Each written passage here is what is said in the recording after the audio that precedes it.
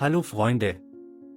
Pippi, ein kleines graues Kätzchen, lebte ein Leben voller Dunkelheit und Verzweiflung.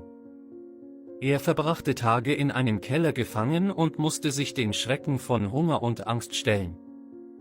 Der böse Mann, dem er gehörte, hatte es genossen, Pippi zu quälen und ihn unter Ratten zu sperren, die tief im Keller huschten. Pippi war nur 2 Monate alt und sie war zu klein, um zu jagen, geschweige denn Ratten zu fangen.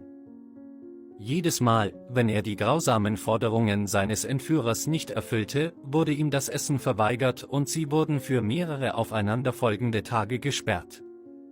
Seine schwachen Überlebensversuche wurden mit Enttäuschung und Bestrafung erfüllt. Einsamkeit und Hunger haben Pippis kleinen Körper schwer unter Druck gesetzt und ihn in einen Zustand versinken lassen, tiefe Depression. Sein einziger Trost war im Traum, aber selbst das wurde von seinem Peiniger abgelehnt. Ein böser Mann weckte Pippi aus dem Schlaf und behauptete, dass der Schlaf weder gut noch gut sei, dient keinem Zweck. Verzweiflung brachte Pippi an die Grenze seiner Ausdauer. Er wusste, dass es seine einzige Überlebenschance war, sich aus den Fängen eines grausamen Besitzers zu befreien. Eines Nachts sah Pippi seine Chance. Der böse Mann starb schließlich an Erschöpfung und tauchte in einen tiefen Schlaf ein.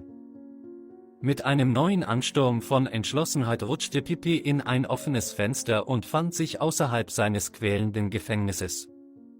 Müde und geschwächt begann er, über einen hohen Holzzaun zu klettern und mit seinen Pfoten das unebene zu kratzen Oberfläche.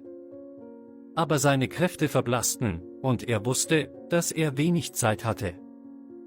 Als Pippis winziger Kopf hinter dem Zaun aussah, lief seine Energie aus und er balancierte am Rand der Niederlagen. Verzweifelt miauend streckte er seine zerbrechliche Pfote aus, in der Hoffnung, dass einer der Passanten er wird seine Notlage bemerken und eine helfende Hand ausstrecken. Die Welt schien weit weg und verschwommen zu sein, da die Müdigkeit ihre eigene nahm. Als er schon vor Müdigkeit aufgeben und vom Zaun fallen wollte, ging er vorbei ein netter Mann namens Jack. Jacks mitfühlende Augen sahen Pippis kleines Gesicht voller Schmerz und Sehnsucht. Ohne zu zögern streckte er seine Hand aus und nahm das erschöpfte Kätzchen in seine zarten Umarmungen. Pippi spürte die Wärme und Fürsorge, die von Jacks Berührung ausging. Es war ein krasser Kontrast zu der kalten Grausamkeit, die er so lange ertragen musste. An diesem Punkt erkannte Jack, dass Pippi ihn so sehr brauchte, wie er die Liebe und das Mitgefühl brauchte, die nur ein echter Begleiter zu bieten hatte. Seit diesem Tag hat sich Pippis Leben für immer verändert. Jack gab ihm ein sicheres und liebevolles Zuhause, in dem er sowohl körperlich als auch emotional heilen konnte.